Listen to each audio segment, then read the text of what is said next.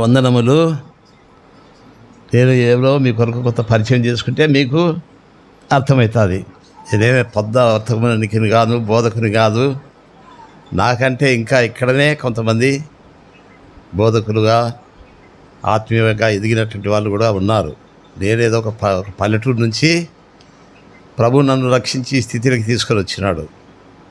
కడప జిల్లాలో కాజిపేట మండలం పక్కన చివరి భాగంలో మా ఊరు మిడుతూరు అని ఉంటుంది. చాలా ఎరుకుబడిన ప్రదేశం అది. ఆ గ్రామంలో ప్రభు మమ్మల్ని రక్షించుకొని కొంతమందిని దేవుని కృప వల్ల పోయిన వారములో అక్కడ సంఘము కొంచెం అభివృద్ధి అయ్యి మందిరం ఇంకా కొంత ఎక్స్టెన్షన్ చేసి రాయలసీమ దైవసేవకులందరినీ పిలిపించి 2 దినాలు బుధవారము బేస్తారము దైవసేవకుల కూటాలు పెట్టినారు. అప్పుడు ఆ కూటాలకు మేము పుట్టి పెరిగిన గ్రామం కాబట్టి మమ్మల్ని రమ్మని కడప బేర్షావ వాళ్ళు, మా తమ్ముని కుమారులు వాళ్ళందరూ అక్కడ మిడుతుల్లో ఉన్నారు కాబట్టి రమ్మని చెప్తే మేము మా కుమారులు మేము కుటుంబ సమేతంగా అక్కడికి వచ్చాం. చాలా సంతోషకరమైన సమయం కలిగింది. ఊరంతా సువార్త చేసినాం. నేను ఆ గ్రామంలో మా నాన్న చనిపోయిన తర్వాత ఒక మున్సిపు దగ్గర గ్రామ సేవకునిగా కట్టుబడి పనిగా చేసేవాని. ఆ గ్రామంలో సెంటర్లోకి పోయిన తర్వాత ఈ గ్రామంలో నేను కట్టుబడి పని చేసినాను. ఈ ఎదురుగా ఇంటికి ఎదురుగా ఉన్నటువంటి వెంకటస్వామి రెడ్డి గారి దగ్గర నేను ఒక గ్రామ సేవకునిగా ఉండి బానిసగా ఆ దినాల్లో అది కట్టుబడి పని అంటే బంట్రోతు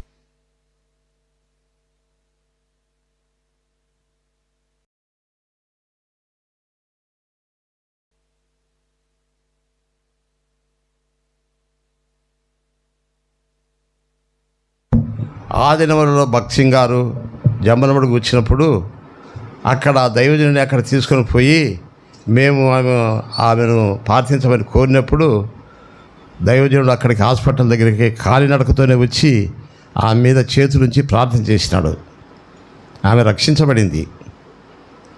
ఆమె ఈ లోకం ముదిరి వెళ్ళిపోకముందు క్రైస్తవపాలెం దగ్గర మా ఇంటి దగ్గర ఉండేటువంటి 30 సెంట్ల భూభాగము దైవజనుడు భక్సింగ్ గారికి రాయించింది.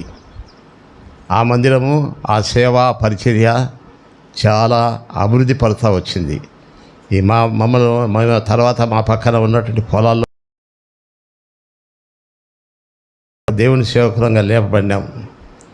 అక్కడ కూడా నేను కాపబూరులో ఆ రెడ్డి గారి దగ్గర నేను ఆ యొక్క అనుభవం చెప్పినప్పుడు సువార్తలో ఆ రెడ్డి గారి కుమారులు, ఆ రెడ్డి గారి సంతానంలో ఉన్నటువంటి వారందరూ కూడా మా క్రైస్తవ పాలెంలోకి వచ్చి దాదాపు ఒక 1000 మందికి ప్రేమ ఎందుకు చేసినప్పుడు రెడ్లు కూడా వచ్చి మాతో భోంచేశారు. దేవునికి స్తోత్రంలో చాలా ఆశ్చర్యమైన కార్యాలు. కాబట్టి మేమేదో సామాన్యమైనటువంటి ప్రజలము అయినప్పటికీ ప్రభు మా గ్రామంలో అట్లా వాడుకున్నారు. అక్కడ దైవసేవకుల కూటాలకు వచ్చినప్పుడు బదరు దైవసేవకుడైనటువంటి అహరోన్ గారు వచ్చారు.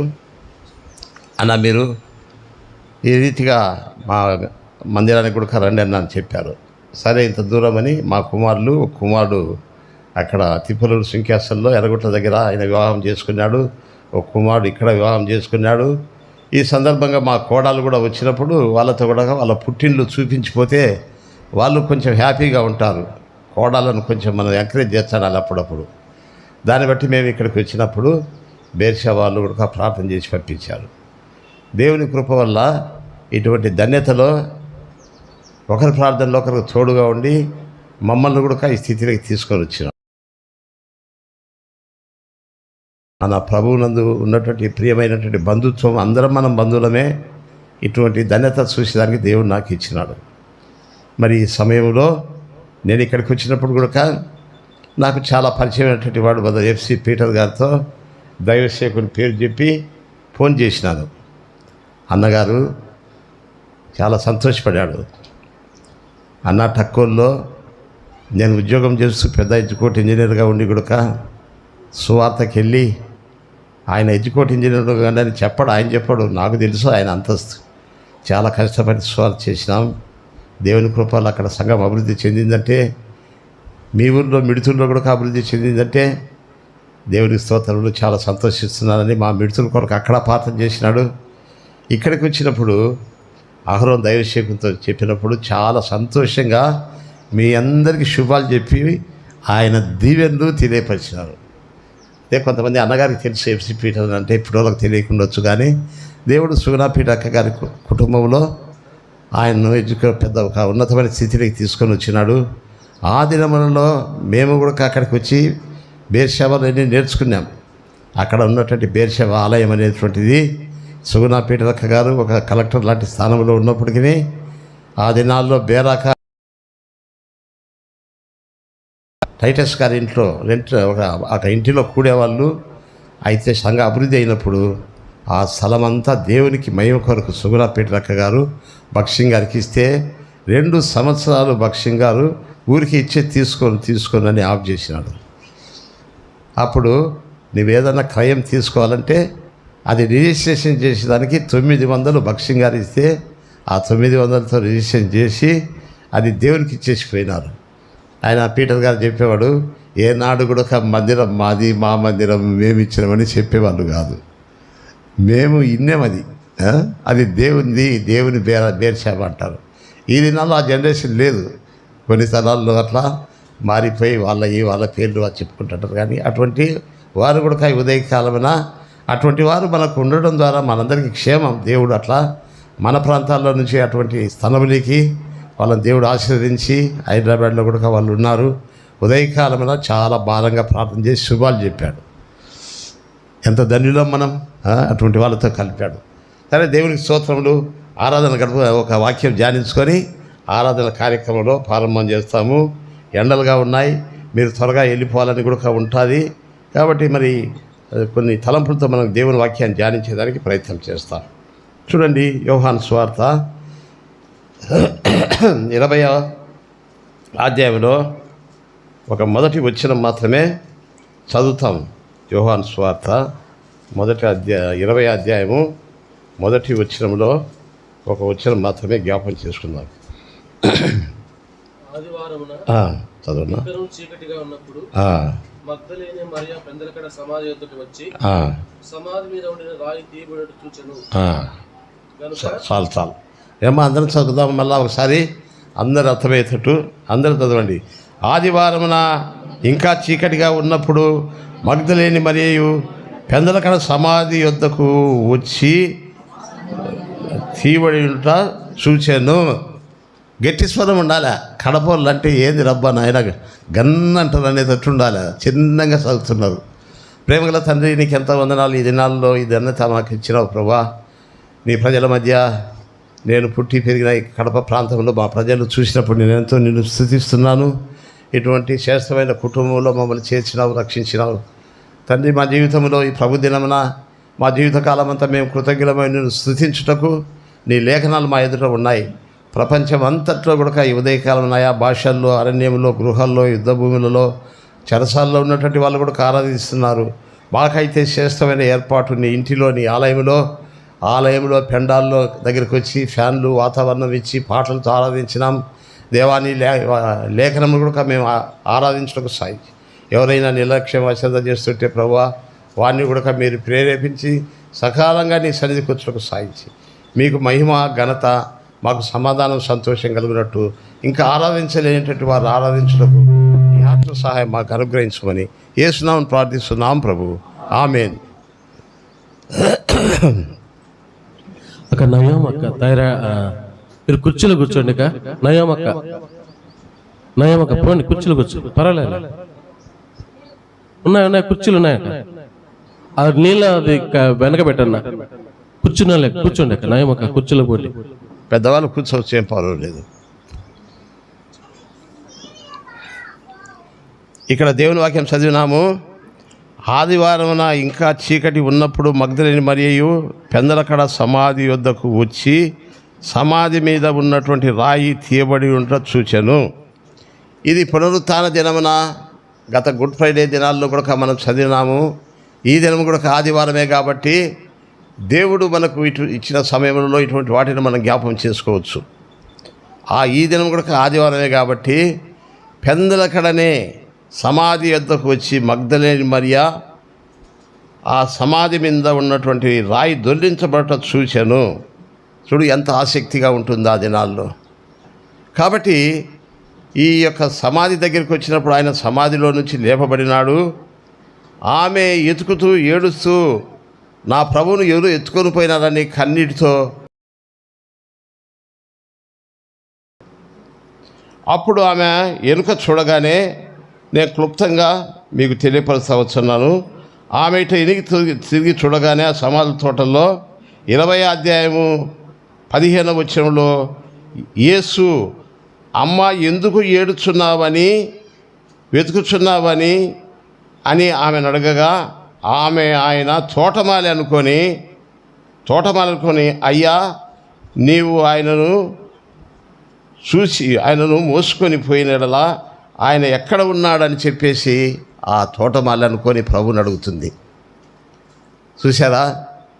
అయితే ఆమెకు ఊహకు మించిన కార్యం ఇది. సమాధి నుంచి లేపబడినటువంటిది బండ తెరవబడిందంటే ఇక్కడ కనిపించలేదే కదా అని చెప్పి ఆ యొక్క తోటమాలి అనుకున్నది.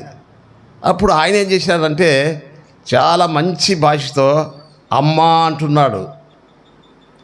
అంటే దాని అర్థం ఏంటంటే ఇంగ్లీష్లో చెప్పేవాళ్ళు భక్సింగ్ గారు అంతే, మదర్ అంటే నాకు తల్లితో సమానము నువ్వు అనగా చాలా గొప్ప స్థానంతో ఆమెను పిలుస్తున్నాడు, ఆమెను గణపరుస్తున్నాడు. ఆమె తల్లితో సమానముగా నువ్వు ఇంత పెందలకడ వచ్చి నన్ను వెతుకుతూ చూని వచ్చేసినావు, నువ్వు ఒంటరిగా ఒక్కదాని ఇంత ఆసక్తిగా వచ్చేసినావని ఆమెను అమ్మ అని పిలుస్తున్నాడు. చూడండి, ఇటువంటి ఆసక్తి ఈమెకు ఎట్టొచ్చింది. తర్వాత ఈమె ఆరాధించను వచ్చిందంటే ఈమెది ఏ ఊరు? అమ్మ మీరు ఏ ఊరు అమ్మంటే మాది టక్కోలి, మిడుతూరు, నడింపల్లె, కడపపల్లె అని ఏదో మన ఊరు చెప్తాం కదా.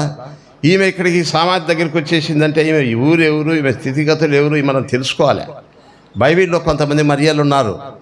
బేతానియా మరియా, మగ్దలేని మరియా, ఏస్తలేనటువంటి మరియా, ఇటువంటి మరియమ్మ గారు ఉన్నారు. ఇందులో ఈ మరియమ్మ ఎవరు అంటే ఇంత పెద్దల కడ వచ్చి మొట్టమొదట ప్రభు యొక్క పునరుత్థానం చూసి అమ్మ తల్లి అని గొప్ప గ్రేట్ అయిన డిగ్రీ ఆమెకు దేవుడు పిలిచాడంటే ఎంత ధన్యురాలు ఆమె. సరే, ఆమె వెనకల స్థితి, వెనకల వాతావరణం, ఆమె పుట్టుక పేరు, ఆమె ఊరు, ఆమె వాతావరణం మనం తెలుసుకుంటే లూకాసు సువార్త 8వ అధ్యాయంలో చూస్తే అక్కడ ఉంటుంది ఆమె ఊరెవరో. మీరు కదా పలానా ఊరు నుంచి ఇక్కడికి వచ్చినట్టుగా పొద్దున ఒక ఆమెను అడిగిన, ఏదమ్మా మీ ఊరంటే మేము కడపల్లె, ఇది పక్కన అక్కడ ఉంది, అక్కడ నుంచి వచ్చినామని ఆమె చెప్పింది. అట్లాగే ఈమె కూడా ఎక్కడి నుంచి చేసేసింది అంటే లూకాసు సువార్త 8వ అధ్యాయం చూస్తే ఈమె యొక్క వాతావరణము, ఈమె అడ్రస్సు, ఈమె పుట్టు పూర్వత్వం అంతా అక్కడ తెలుస్తుంది. లూకాసు సువార్త 8వ అధ్యాయంలో 2వ వచనంలో చూస్తే ఏ విధానంగా రాయబడిందో చూడండి. లూకాసు సువార్త 8వ అధ్యాయం 2వ వచనంలో 12 మంది శిష్యులు అపవిత్రాత్మను వ్యాధులను పోగొట్టిన కొందరు స్త్రీలు అనగా 7 దయ్యములు వదిలిపోయిన మగ్దలేని మరియా అనబడిన మరియా. చూసారా? యేసు ప్రభు ఆయన శిష్యులు ఊరికి వెళ్ళినారు, టక్కోలికి వెళ్ళినారు, మిడుతూరుకి వెళ్ళినారు, నడింపల్లెకి వెళ్ళినారు. ఈ చుట్టూ ప్రాంతం అంతా చెప్పుకుంటా పోతే మగ్దలేని మరియా అనగా ఆమె ఒక ఊరు, మగ్దలేనటువంటి ఊరు, వాళ్ళ ఊరి పేరు అది, లేక వాళ్ళ ఇంటి పేరు. అలానోళ్ళు ఎవరయ్యా అంటే మమ్మల్ని మా ఊరు అడిగితే మీది ఏ ఊరయ్యా అంటే ఏం చెప్తామంటే మాది మిడుతూరు చిత్రాల ఆనందరావు. మా ఊళ్ళో దాదాపు ఇళ్ళన్నీ కూడా చిత్రాలే ఆ ఇంటి పేరు. అట్లాగే ఈమె ఇంటి పేరు, అడ్రస్సు అంతా కూడా చెప్తుంది. మరి ఆమె యొక్క జీవితం కూడా జ్ఞాపకం చేస్తుంది. అక్కడ దేవుడు ప్రభు శిష్యులు పోయి సువార్త చెప్పినప్పుడు వ్యాధిగ్రస్తులందరూ కొంతమంది నమ్ముకున్నారు. అందులో 7 దయ్యములు పట్టినట్టు ఆమె మగ్దలేని మరియ అంటే ఎవరు చెప్పండి? 7 దయ్యములు పట్టిన ఆమె. ఒక దయ్యము మనిషిని పడితేనే చాలా పీడించి పిప్పి చేసి పడేస్తుంది. మరి 7 దయ్యములు పట్టినటువంటి ఆమె దేవుని వాక్యం విని ఆమె రక్షణ పొంది ప్రభుని అంగీకరించి ఇక 7 దయ్యాలు ఆమెకు వదిలిపోయిన తర్వాత కొంతమందికి వ్యాధులు, దయ్యములు స్వస్థపరచబడిన తర్వాత ఇంకా ఇంతవరకు చాలని చెప్పి, ఇంతవరకు దయ్యం బట్టి నన్ను పీడించింది కదా, నేను ఇంటికి వెళ్ళి నా కుటుంబము, నా గ్రామస్తులకు నా వాతావరణం చెప్తానని 9 మంది కదా కృష్ణగురువులు కదా కలిసిపోయినట్టు ఈమె ఇట్లా వెళ్ళలే. ఈమె ఏం చేసిందంటే ఇంత పెందలకడగా వచ్చిందంటే ఎంత కృతజ్ఞురాలు, సమాధి వరకు వచ్చేసిందంటే లూకాసు సువార్త 8వ అధ్యాయం ఆరంభించింది. యోహాను సువార్త ఏం చెప్పండి 20వ అధ్యాయం వరకు కొనసాగించింది. చూసావా, ఆమె బాగైందిలే ఇంకింటికి పోయి మంచి డ్రెస్ చేసుకొని స్నానం చేసుకొని వాతావరణం చేసుకొని బంధువులు కుటుంబము భర్త అయిన పోయిన వాళ్ళు ఉన్నారు అందరినీ ఆ గ్రౌండ్లోకి వెళ్ళలే. అంతకంటే ముఖ్యంగా ప్రభువును వెంబడించింది. ఈమెను గురించి 3 సందర్భాల్లో రాయబడింది. ఏమిటంటే ఇంకొకటి కూడా చూస్తే ఆమె వెళ్ళినటువంటి వాతావరణం చూస్తే కనుక స్త్రీలందరూ కూడా అక్కడికి వచ్చినప్పుడు ఆ సమాధి కంటే ముందుగా కూడా ఆమె ఏం చేశారంటే ఆ స్త్రీలందరూ వచ్చినప్పుడు ఆమె సమాధి దగ్గర వచ్చి నిలబడి ఆ శిలువ దగ్గరకు వచ్చి నిలబడి ఏడుస్తూ వస్తుంది. ఆమె శిలువను వెంబడిస్తూ సమాధి వరకు వెంబడించింది. చాలా మటుకు భక్సింగ్ గారు చెప్పేవాడు, స్టార్టింగ్ గోయింగ్ క్లోజింగ్ అనేవాడు. మిడుతుల్లో సేవకుల కూటంలో కూడా చెప్పిన, స్టార్టింగ్ అంటే రక్షించబడి బాప్తిసం తీసుకొని ప్రభువుని నమ్ముకొని కొంతవరకు ఎంత హుషారుగా పరిగెత్తారంటే కొంతకాలమైన తర్వాత కొన్ని సమస్యలు వచ్చేసారంటే కనుక అక్కడ ఏమవుతుందంటే కొనసాగించే జీవితంలో కుంటితనం వస్తుంది. ఆయా సమస్యలు వచ్చేసి స్లో నులివెచ్చని స్థితి అయిపోతుంది. ప్రారంభంలో రక్షించబడినటువంటి ఉజ్జీవము ఉడుకు ఆ ప్రభావం లేకుండా కొనసాగించే జీవితం లేకొచ్చేలకు నులివెచ్చన స్థితి, ముగింపు జీవితం లేకొచ్చేలకు ఎవరో ప్రభు మహిమలోనికి మంచి సమాధి కాకుండా ఎవరో వాళ్ళో వీళ్ళో లోకస్తులు మారే స్థితిలోకి వచ్చేస్తుంది. ఇది భక్సింగ్ గారు ఎక్కువగా చెప్పేవాడు, స్టార్టింగ్ గోయింగ్ క్లోజింగ్. ఇప్పుడు ఈ స్త్రీ ఏమిటంటే కనుక స్టార్టింగ్ చేసింది, శిలో దగ్గరికి వచ్చి ఏడ్చింది, సమాధి దగ్గరికి వచ్చింది. స్టార్టింగ్ గోయింగ్ క్లోజింగ్ బాగుండాలి. నేనేందో ఇంగ్లీష్లో చెప్పినట్టు భక్సింగ్ గారు నాకేం ఇంగ్లీష్ రాదు కానీ ఆయన చెప్పేవాడు స్టార్టింగ్ అంటే ఆరంభం, కొనసాగించడం అంటే కంటిన్యూషన్. ఎవరి సండే నా జీవితంలో నేను రక్షించబడినప్పుడు దైవజనుడు వాక్యం చెప్తే ఇదేనో నువ్వు రక్షించబడినవయ్యా, ప్రతి ఆదివారం కూడా నువ్వు వచ్చినప్పుడు అంటే ఆయన సెకండ్ ఇయర్ టీచర్ యోహాన్ గారని సిద్ధార్థం, ఆయన మూలపల్లెలో వచ్చింటుంది. ఆయన అద్భుతమైన దైవసేవకుడు, కమలాపురంలో ఉండేవాడు.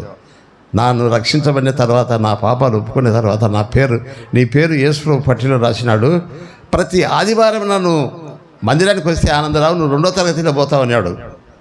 అరే 2వ తరగతి అంటే ఏదిరా, మా చెరుకు బాగుపడుతుందా, పశువు పడుతుందా, లేకపోతే ఇంకా ఏంటన్నా మేము ఇళ్ళల్లో అభివృద్ధి పొందుతాం అట్లా అనుకుంటేవాని. ఉదయకాలం వెళ్ళేది మందిరంలో నీళ్లు లేకపోతే, ఆనందరావు నీళ్లు పోసేవాళ్ళకు నీళ్లు పోయబడును, స్టేషన్కి వెళ్ళి 4 కుండలు నింపాయి అంటే 4 కాదు 5 కుండలు నింపితే ఇంకా ఉత్సాహం అనిపించేది.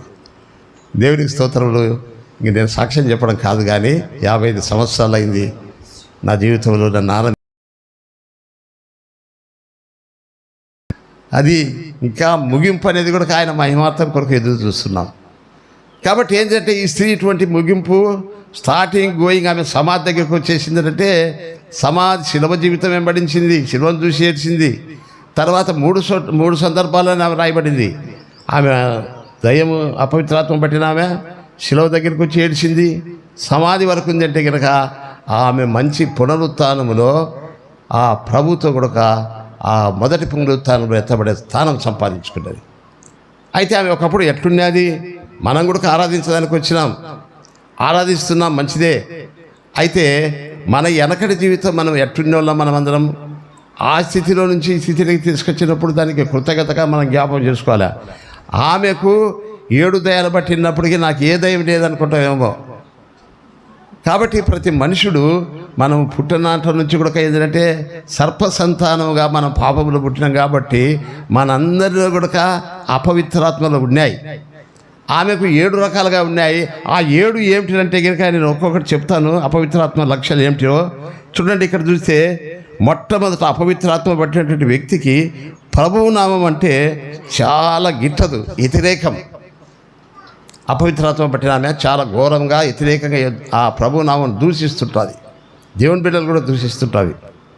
1968 సంవత్సరంలో నేను మొట్టమొదట కాన్వకేషన్కు కడప వాళ్ళందరికీ బాలరెడ్డి గారు ఒక బస్సు ఏర్పాటు చేసినాడు. మేమందరం అక్కడ బేర్షాబా అబ్రాం జోసఫ్ గారి కాలంలో పోయినాం. పోయిన తర్వాత 68లో కాన్వకేషన్ పోయిన తర్వాత ఒక స్త్రీ తెలంగాణ ప్రాంతం ఆమె గేటు దగ్గర వచ్చేసింది.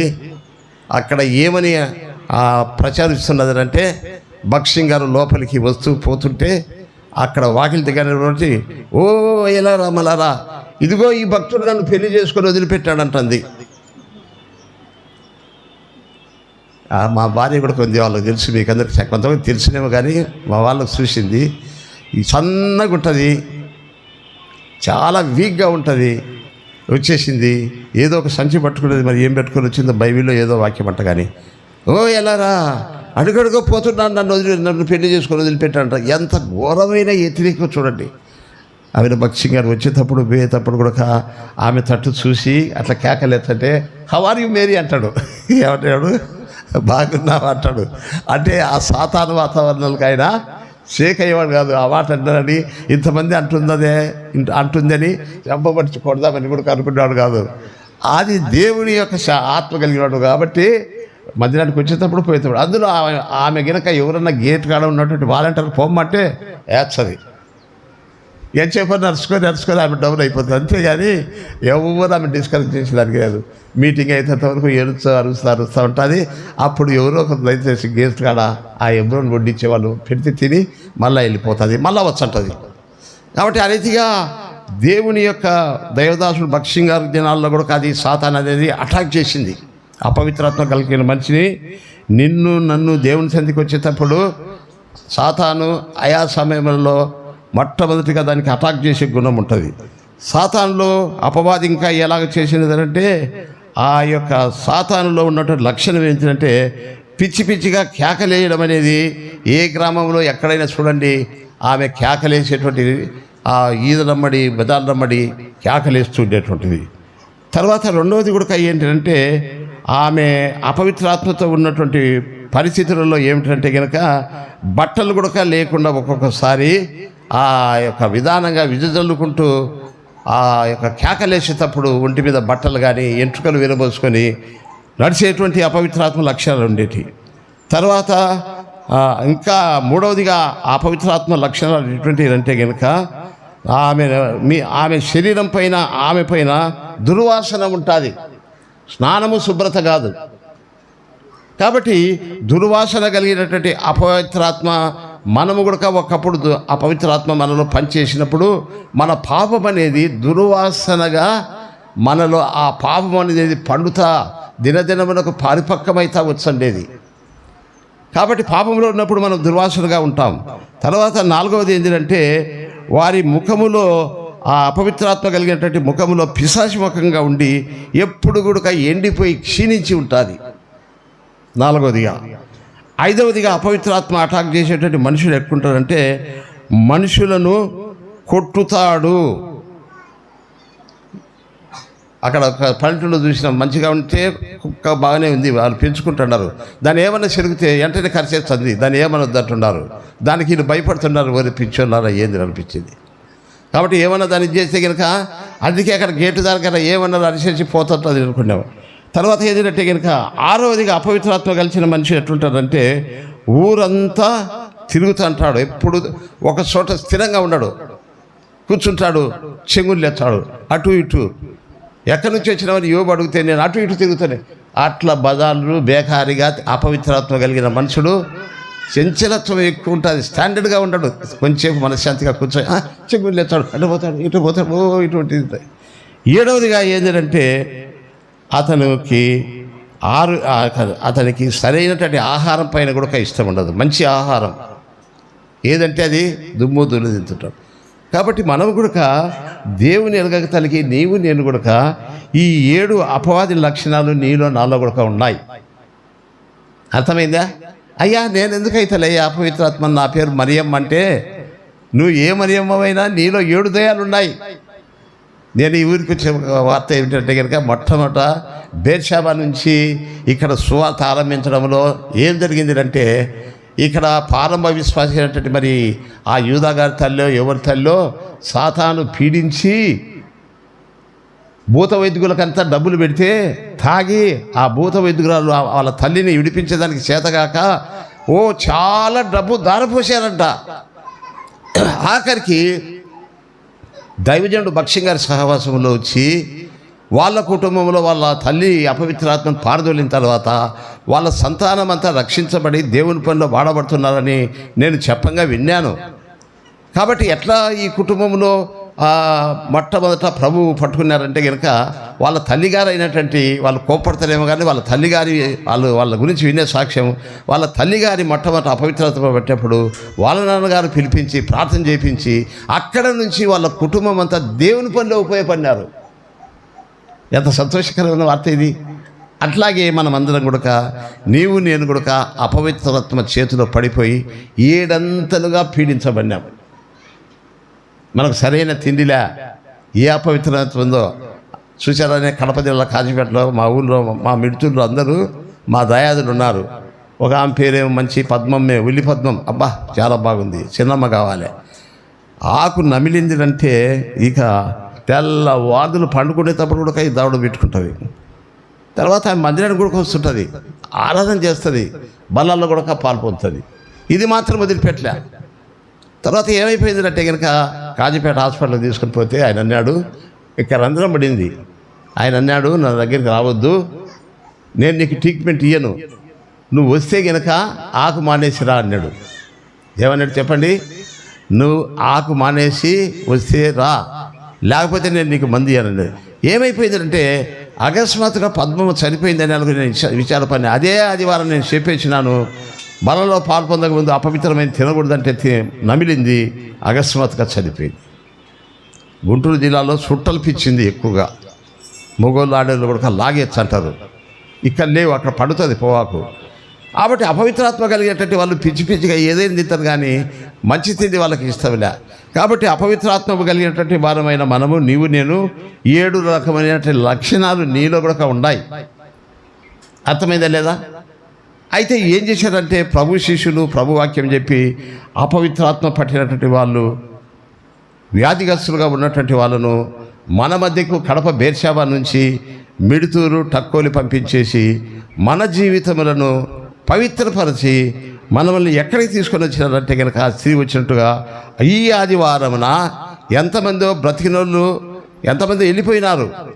ఆ ఆదివారంతో ఆరాధన చేసింది అయిపోయినది కాదు. ఆదివారం అనగా ఈ ఆదివారం, ఈ తారీఖున ఇక్కడ మందిరంలోకి మనం వచ్చి కూడా ప్రభువా వెనకటి కాలంలోనే తల్లి గర్భంలో పుట్టినాల నుంచి నా గ్రామంలో నా కుటుంబంలో 7 అంతల అపవిత్రాత్మతోనే పీడించబడినాను. నీ దాసుల ద్వారా, నీ అమూల్యమైన రక్తం ద్వారా, నీ వాక్యం ద్వారా వాటన్నిటిని పారదోలినావు. అపవిత్రాత్మ 7 దయ్యములు వదిలిపోయిన తర్వాత వచ్చి ఆమె ఆరాధించింది. ఉందా లేదా మాట? 7 అపవిత్రాత్మలు వదిలిపోయిన తర్వాత, వదిలిపోయిన పూర్తిగా మాయమైపోయినాయి, ఎట్టపోయినాయి. అప్పుడు ఆమె ఎక్కడికి వచ్చేసింది అంటే ఆసక్తి ఆయన శిలువను వెంబడిస్తూ వచ్చేసింది. తర్వాత ఆమె సమాధి దగ్గరికి వచ్చి ఆరాధించింది. అప్పుడు ఏమన్నారంటే అమ్మా అనగా ఏంటంటే రాబో దినములలో మదర్ అంటే అర్థం ఏంటంటే తల్లి సంఘానికి పోల్చినట్టుగా ఒక సంఘానికి నువ్వు తల్లి లాంటి భావించినాడు. చూడండి, ఎవరైనా సరే తల్లిని తండ్రులను చాలా గౌరవిస్తాం, ఘనత ఇస్తాం, మనకుండే ఘనత. కాబట్టి దయ్యం పట్టినటువంటి ఆమెను ఇంత ఘనత లేకి ప్రభువైన యేసుక్రీస్తు యోహాను సువార్త 20వ అధ్యాయంలోకి వచ్చేసిన తర్వాత, అమ్మా నేను పైకెక్కిపోతున్నాను, నేను ఆ అతి పరిశుద్ధ స్థలములో నా యొక్క రక్తమును అక్కడ ఉంచేస్తాను. అతి పరిశుద్ధ స్థలంలోకి పైకి వెళ్ళిన తర్వాత ఆకర్షణ శక్తి ఉండదు, ఆ రక్తము అక్కడ ఉంచేస్తాను, అక్కడ గడ్డగట్టదు. అది ఒక బ్లడ్ బ్యాంకి, ఆ బ్లడ్ బ్యాంకులో నేను రక్తం పెట్టి కిందికి వస్తాను, అప్పుడు నన్ను ముట్టుకో, నువ్వు పోయి శిష్యులకు చెప్పు అని చెప్పి ఆమె ద్వారానే 12 మంది శిష్యులు భయపడి ఉంటే వాళ్ళకు పోయి చెప్పొచ్చింది. చూసారా ఎంత గొప్ప ఆశ్చర్యమో. మొన్న ఒక ఆయన చెప్తున్నాడు, ఈ 12 మంది మీసాలు వచ్చిన మగోళ్ళంట శిష్యులు. ఆయన తెనాల్లో ఒక ఆయన చెప్తున్నాడు, అన్నా మిస్సం ఉంటే కనుక పౌరుషం అని అంటారు, కాబట్టి నేను బాప్తీసం తీసుకున్న తర్వాత మిస్సం కూడా కొరిగించుకున్నాక నాకు పౌరుషం లేదన్నా అని అన్నాడు. కాబట్టి ఏంటంటే వీళ్ళు మీసాలు వచ్చిన మగోళ్ళు పౌరుషం విన్నోళ్ళు అయినప్పటికీ శిష్యులు వీళ్ళు భయపడి దాక్కుంటే నేను ప్రభుని చూసినాను, సమాధి చూసినానని 12 మందిని ఎంకరేజ్మెంట్ చేసినటువంటి మగ్ధలేని మరియ ఈమె సంఘానికి ప్రాంతంలో ఏమంటామంటే అందరము దారిన పోతున్నా ఎక్కడ గడపడినా కానీ అక్క అమ్మ అని మనం పిలుస్తాం ఘనమైన పిలుతో. గుంటూరు తెనాలి ఆ ప్రాంతంలో నేను సేవ చేస్తున్నాను. ఎంత పెద్ద ఆమెనైనా అమ్మ అని పిలిచారు, అండి అంటారు. అండి అంటే ఏందయ్యా మనం అనుకునే దానికి ఏంటంటే భోజనం చేసి అండానా ఏమిటి అంటే బైబిల్ భాష ప్రకారంగా మనమలను దేవుడు మన తెలుగు భాషలో అమ్మా అని పిలుస్తున్నారు, మదర్ అని పిలుస్తున్నాడు. నువ్వు చాలా గొప్ప గ్రేట్ మ్యాన్ వచ్చే తరములు అంటున్నాడు. అరే ఎంత పనికి మాలిలో మనం కంపు కొడుతుంది. నీ బట్టల కంపు, నీ నోరు కంపు, నీ తిండి కంపు, నువ్వు మురగడ పడుతున్నావు, ఊరంతా చీ అంటున్నారు. ఇటువంటి దానికి ఇటువంటి ఆమెకు ఇంత గ్రేట్ ఇచ్చినాడే. ఇంకా ఈ ఉదయకాలంలో మన జీవితకాలం అంతా కూడా కృతజ్ఞులమై ఉండాలి. ఒకరికొకరు కృతజ్ఞత అయి ఉండాలి, దేవుని కృతజ్ఞులమై ఉండాలి. ఈమె చేసినటువంటి ఈ కృతజ్ఞత మన జీవితకాలం ఈనాటి వరకు కూడా ఈ ఘనత, ఈ పునరుత్థానం మనం చనిపోయినా కానీ ప్రభు వల్లే నేను లేపబడతానని మొట్టమొదటి పునరుత్థానంలో ఈ ధన్యత ఈమె తీసుకొచ్చింది. చాలామందికి మొదటి పునరుత్థానం ప్రభు వచ్చినప్పుడు ఎత్తబడాలని కాదు, అందరు అట్టపోతే అట్టపోతలేని అనుకుంటుంది. హైదరాబాద్లో నేను సేవలో ఉన్నప్పుడు పోలీస్ పురాన్పూర్ కాలనీ ఉంది. కొన్ని అనుభవాలు మీకు చెప్పాలి. టైం త్వరగా ముగియమంటే ఇప్పుడే చేస్తాను, అదేం లేదు. మీ జీవితంలో ఇటు ఉండాలి. స్త్రీల గురించి నా దేవునాత్మ మీ వైపున ఎందుకు పండించాలంటే అదే సమయంలో పురుషులు కూడా. నేను ఎబ్రోన్లో ఉన్నప్పుడు ప్రతి ఆదివారం నా పురాన్పూర్కి పంపించేవాళ్ళు 2 బదర్లను. ఆ పురాన్పూర్లో ఒక ఆమె, ఆ పురాన్పూర్ మరియమ్మ అనేటువంటి ఆమె ఏంటంటే పోలీసు వాళ్ళు ఎక్కువ ఉంటారు కాబట్టి గోంగూర బోటి బుట్టకు తీసుకుని పోయి పోలీసు వాళ్ళకి అమ్ముతుంటుంది. ఆమె ఇంట్లో గృహకూటం. మేము ఎప్పుడు తరవిధిలో ఉన్నప్పుడు మమ్మల్ని ఇద్దరు బదర్లు పంపిస్తారు. మేము పోతే ఆమె ఇంటి దగ్గర పోలీసు వాళ్ళు ఆడవాళ్ళు అందరూ వస్తారు. వచ్చిన తర్వాత మేము వచ్చే అమ్మాయి పోతే అట్టేపండి రాగా అక్కడ పో పో పో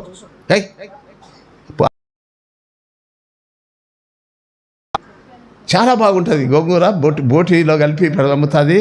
చాలా తీరొచ్చేవాళ్ళం. ఆమె ఒక దినమున ఆల్ నైట్ ప్రేయర్ జరుగుతుంది. ఆల్ నైట్ ప్రేయర్ జరిగేటప్పుడు ప్రార్థన అంశాలు భక్సింగ్ గారు కనుక ఉంటే ఆ ప్రార్థన అంశాలు ఆయనే ఆల్ నైట్ అంతా ప్రార్థన అంశాలు చదువుతాడు, వాక్యం చెప్తాడు, ప్రార్థన చేపిస్తుంటాడు. అందరు ప్రేయర్ రిక్వెస్ట్ అన్నీ ఆమెకి ఇచ్చారు. ఆమె తెలుగులో ఆ ప్రేయర్ రిక్వెస్ట్ రాసేదానికి తెలియదు. ఆమె ఇంకొక ఆమెతో రాపిస్తుంది. అమ్మ నాకు ఈ ప్రేయర్ రిక్వెస్ట్ రాయమంటే ఆమె రాసింది, భక్సింగ్ గారికి ఇచ్చింది. భక్సింగ్ గారు రాసినప్పుడు ఏం చేశారంటే పురాన్పూర్ మరియమ్మ వండర్ఫుల్ ప్రేయర్ రిక్వెస్ట్. ప్రభువా నేను ప్రభు వచ్చినప్పుడు మొదటి పునరుత్థానంలో ఎత్తబడేటట్టు నా కొరకు ప్రార్థన చేయి బదరని భక్సింగ్ గారి పేరు ఇచ్చింది. ఆమె వ్యాపారం చేసేది ఏది చెప్పండి?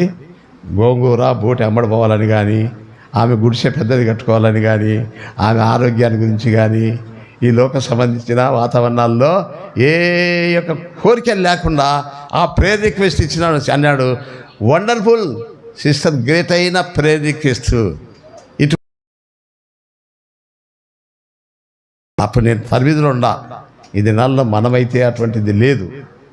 అయితే ఆ సత్య ఎట్లా అలాగే ఇలాగ అనుకుంటాం. మొదటి పునరుత్థానం ప్రభు వచ్చినప్పుడు ఆ మొట్టమొదటి పునరుత్థానంలో మనం ఎత్తబడి 1000 ఏళ్ళ పరిపాలనకు తీసుకుపోయేటప్పుడు మొట్టమొదట మనవను లేపి ఆయన తీసుకుపోతాడనేటువంటి ఆ వాంఛ చనిపోయింది, ఈ లోకమే అయిపోయింది.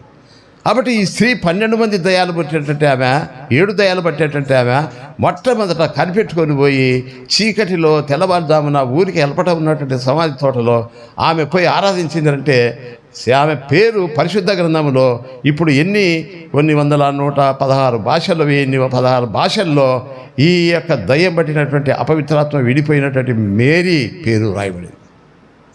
పరలోకంలో కూడా ఒక శ్రేష్టమైన విధానం ఉంది. కాబట్టి దేవుని బిడ్డ ఈ ఉదయకాలం మనం ఆరాధిస్తాం. ఇంకా ఎవరైనా అపవిత్రాత్మ పట్టినటువంటి వాళ్ళు ఉంటే, ఇంకా ఏదైనా పీడించుతుంటే, పాత అలవాట్ల కొరకు అపవిత్రాత్మ యొక్క బంధకముల్లో ఉంటే కనుక వాటిని విడిపించేదానికి, వాటి నుంచి తప్పించేదానికి ఆయన రక్తం కార్చినాడు, ఆయన సమాధి చేయబడినాడు, ఆయన శిష్యులను మనకు పంపిస్తున్నాడు. అపవిత్రాత్మలు ఎల్లగొట్టుటకును వ్యాధిగ్రస్తులను స్వస్థపరచుటకును మన ఇళ్ళ దగ్గరికి పంపిస్తున్నాడు. మరి అంతేకాదు, సరైన మార్మనసు పొంది ఆరాధించేటువంటి అనుభవంలోకి వచ్చి ఆ మొదటి పునరుత్థానం సమాధి వరకు ఆమె నడిపించినాడు. ఈ దినముల్లో చాలామంది ఏం చేస్తున్నారంటే మెసేజ్లు టీవీలో వాతావరణాలు ఇస్తుంటే మీ కొరకు కావాలంటే కనుక మేము మీ కొరకు ప్రార్థన చేస్తాం, మా కొరకు మీరు ప్రార్థన చేస్తాం, మీకు స్వస్థత కూటాలు, మీ పేర్లు, మీకు ఏదైనా మీ పిల్లలకు పెళ్ళిళ్ళు, ఉద్యోగాలు అవి ఇవి కావాలని చెప్పండి, మేము పెళ్ళిళ్ళ పేరయ్యాము, మా కాంగ్రెస్ పంపించండి, మేము చేస్తామంటున్నారు. కానీ ఈ యొక్క స్త్రీలాంటికు మరణ పునరుత్థానములో సమాధి చూసి ఆ పునరుత్థానం అందుకునేటువంటి సత్యంలోనికి దైవజనుడు భక్ష్యం గారి సహవాసంలోనే దీనిక్కడనే మనకి ఇటువంటి విలువైనటువంటి ఆరాధన మనకు ఏర్పాటు చేసినాడు. కాబట్టి ఉదయకాలమున కొన్ని తలంపులు కలిగి మనం కృతజ్ఞులమై ఆరాధించేదానికి ప్రయత్నం చేస్తాం. ఏమని ఆరాధిస్తాం? పొద్దు పొడువక ముందే స్త్రీలు సిద్ధపరచిన సుగంధములు. పడండి. పొద్దు పొడువక ముందే స్త్రీలు సిద్ధపరచిన సుగంధములు శ్రద్ధతోడా తెచ్చి యేసుకు, శ్రద్ధతోడా తెచ్చి యేసుకు రుద్దుదామని వచ్చి చూడా, రుద్దుదామని వచ్చి చూడా, లేచినాడురా సమాధి గెలచినాడురా యేసు, లేచినాడురా సమాధి గెలచినాడురా. తర్వాత చచ్చిపోయి లేచినాడు, స్వామి భక్తుల కగుపడినాడు. చచ్చిపోయి లేచినాడు, స్వామి భక్తుల కగుపడినాడు. చాచినను మరి లేపుతాడు, చాచినను మరి లేపుతాడు. చావు అంటే భయపడరాదు, చావు అంటే భయపడరాదు. లేచినాడురా సమాధి గెలచినాడురా యేసు, లేచి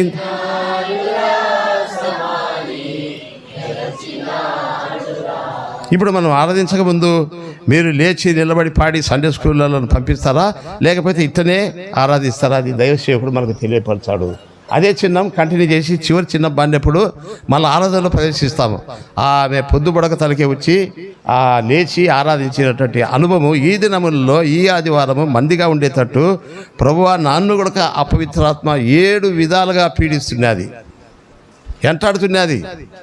ఆమెకు ఎల్లగొట్టినటువంటి మగ్ధలేని మరియకు దయ్యములు ఎల్లగొట్టినట్టుగా సాతాను నన్ను ఎల్లగొట్టి నన్ను తల్లిగా కొత్త పేరు నాకు పెట్టినావు. మదర్, తల్లి, ఘనమైనటువంటి ఆమె గొప్ప, ఆమె దయాలు అపవిత్ర ఆత్మతో విడిపించిన తక్కువ పేరు కంటే ఘనమైన పేరు మార్చినాడు ఆమెకు.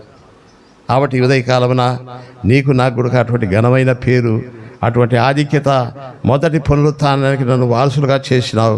నా అపవిత్రాత్మ నీ అమూల్యమైన రక్తంతో ఎల్లగొట్టినావు. నేటి వరకు నువ్వు అతి పరిశుద్ధ స్థలంలో ఉంచిన రక్తంతో అది నా కొరకు పంపించినావు.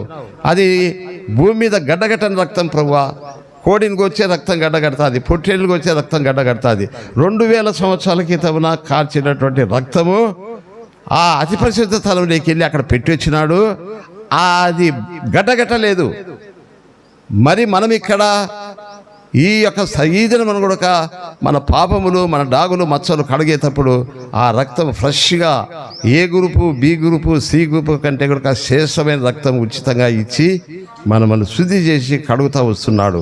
ఆయన రక్తాన్ని, ఆయన పునరుత్థానాన్ని, మనకు మరణ భయం లేదని, నన్ను మార్చినావని ఈ లేఖనంతో మనం ఆరాధించాలి. ప్రభా పోయిన ఆదివారం నుంచి వారం కాబట్టి ఆమె స్తోత్ర ప్రభా, నన్ను నా బిడ్డలు కూడా అందరి బిడ్డలకి ఇస్తున్నాడు. అందరి పోయిన ఆదివారం నుంచి లోకస్తులను, దుర్మార్గులను కాపాడుతున్నాడు. అసలైనటువంటిది ఏమిటంటే ఆయన రక్తము. నా జీవితమును మార్చినావు, అపవిత్రాత్మతో నన్ను నుంచి దూరం చేసినావు, సాతాను నుంచి నన్ను తప్పించినావు, మరణ భయం లేకుండా చేసినావు, నీ రక్తంతో నాకు కడిగినావు. ప్రభువా నువ్వు వచ్చే నేను నీ పునరుత్థానంలో, మొదటి పునరుత్థానంలో ఉంటానని నిరీక్షణ నాకు ఇచ్చినావు. నీకు స్తోత్రము తండ్రిని గ్రేట్ అయిన అంశాలతో మనం ఆరాధించాలి. పోయిన వారం నుంచి నన్ను, నా కుటుంబాన్ని, బిడ్డలు అందరినీ కాపాడినామంటే అందరినీ కాపాడలే. అది జనరల్, అది సాధారణం. ఆయన రక్తము, ఆయన మరణ భయం లేకుండా చేసేందుకు, నీ జీవితాన్ని దయాని చేతుల్లో నుంచి, అపవిత్రాత్మ చేతుల నుంచి మార్చినందుకు వీటిని మనం ఆరాధించేదానికి అది ఎదుగుదలతో కూడినటువంటి ఆరాధన. అటువంటి అనుభవంలో ఉండాలని ప్రభు కోరుతున్నాడు. మరి ఇప్పుడు మన ఆరాధన కొనసాగిస్తామా, లేయాలా? అందరం లేచి మడుకొని అదే ఓ పాట పాడుకున్న సందర్భంలో అప్పుడు పిల్లలు బయటికి వెళ్ళండి. సండే స్కూల్ పిల్లలు సండే స్కూల్ వెళ్తారు. మిగతా వాళ్ళు ఆరాధనలో ప్రవేశిస్తాం. మొదటి చరణము ఏ చిన్నము? మొదటి చిన్నము మొదటి చరణము అదే పాట.